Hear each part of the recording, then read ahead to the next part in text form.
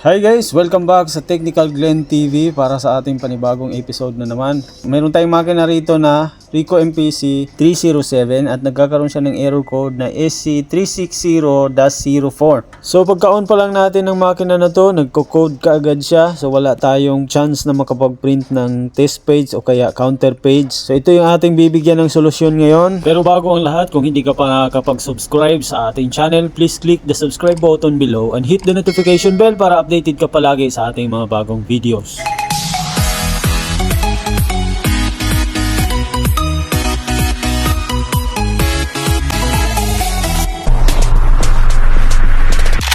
So ang gagawin lang natin guys, pasok lang tayo sa SP mode 806182, tapos press natin yung C, tapos pasok tayo dito sa system SP, tapos hanapin natin yung process, no? Press natin yung process. Tapos tingnan natin guys yung BTREF display set. Tingnan natin yung mga values dito ng kada kulay per color. Titingnan natin.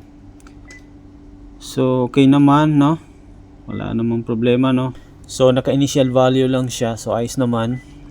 So balik tayo. Puntahan natin yung TD sensor initial set, no? Tingnan natin. I-try natin mag-initialize kung ano. So ito guys, no, nagpe-failed siya. So hindi pwede. So pag ganito guys, hindi pwede. So balik tayo, no. Tingnan natin kung anong kulay yung problematic.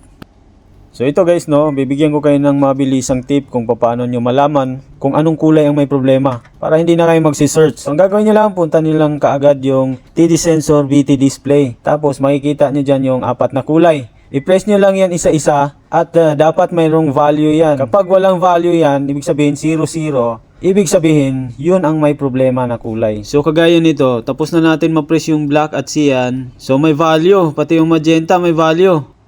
Oops! So yung yellow guys, no, walang value, 00. Ibig sabihin, nasa yellow ang problema. So nasa developing unit tayo magpo-focus. Yellow developing unit ang may problema. So ang gagawin natin, babaklasin na natin yung yellow drum unit. So siyempre, as usual, no, baklas muna ng tray, baklas ng waste toner box, at tanggalin natin yung mga screws, connectors.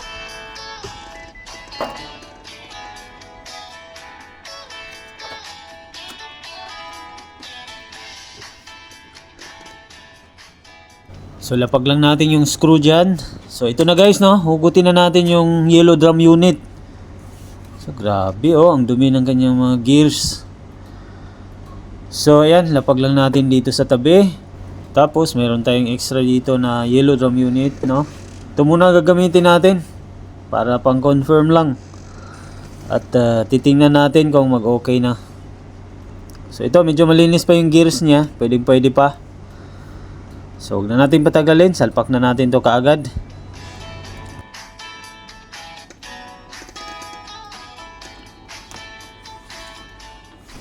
Tapos connect na natin yung kanyang connector. So kung muna natin i-screw, kasi baka mamaya may problema din to eh. So ito lang, salpak lang natin yung waste toner box. Tapos tray, no? Lagyan na natin yung tray. Yan. So ayan na. Ito na yung kanyang luma. Tabi na lang natin. Tapos off natin tong makina. So hintay lang tayo saglit guys. At kailangan kasi makita nyo rin mag okay siya dito sa pinalit natin. So hintay lang natin, no. Ayan, nag-off na. So ang gagawin natin, i-on natin ulit. Tapos hintayin lang ulit natin saglit. Mabilis lang to guys, no. So ayan na, nag-on na yung makina. So kailangan ma-confirm natin to. Yan, pinutin na natin yung copy. So pasok na tayo ulit sa SP mode guys, no. Tapos punta tayo sa system SP. Tapos syempre punta tayo sa process. Tapos syempre una nating tingnan dito yung TD sensor VT display. Yan. Press lang natin yan, tapos press natin yung black una. So may value naman yan kanina. So ayos naman. Cyan may value. So okay. Magenta may value. So yellow. Ito yung walang value kanina eh. So ngayon guys, may value na siya, no? So nakita naman natin kanina 0, 0 yan eh. Nagkaroon na siya ng value after natin mapalitan ng drum unit. So okay na to guys. So ang gagawin natin, punta na tayo sa TD sensor initial set. At i-initialize natin all. Yan. Hintay lang tayo saglit guys. Pag nag-complete yan, ay wala na. Tapos na yung problema na to guys. No? Confirm na yan.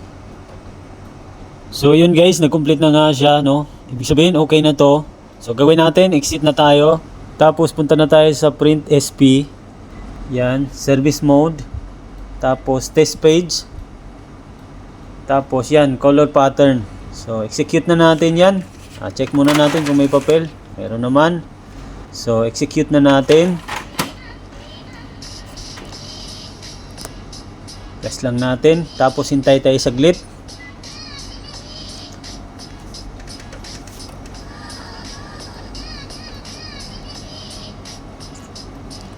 So ayan na.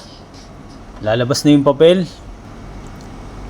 So ayan na guys, no. Lumabas na yung papel. So okay na siya. So kanina hindi man lang tayo makakapag-print. Kahit counter page hindi tayo makakapag-print. Talagang nagko-code siya kaagad. Ngayon okay na po. So ito ngayon ang conclusion natin dito guys. Yung error code pala na SC360-04 sa makina na Ricoh MPC307 ay problema sa developing unit yellow. So ganun lang po yung step by step ng pag-solve natin ng problema guys sa makina. So may natutunan na noon po tayo sa araw na ito. Maraming salamat po sa inyong panonood. At kung hindi ka pa nakakapag-subscribe sa aking channel, please consider to subscribe our channel and click the notification bell para updated po tayo palagi sa ating mga bagong videos. So maraming salamat po.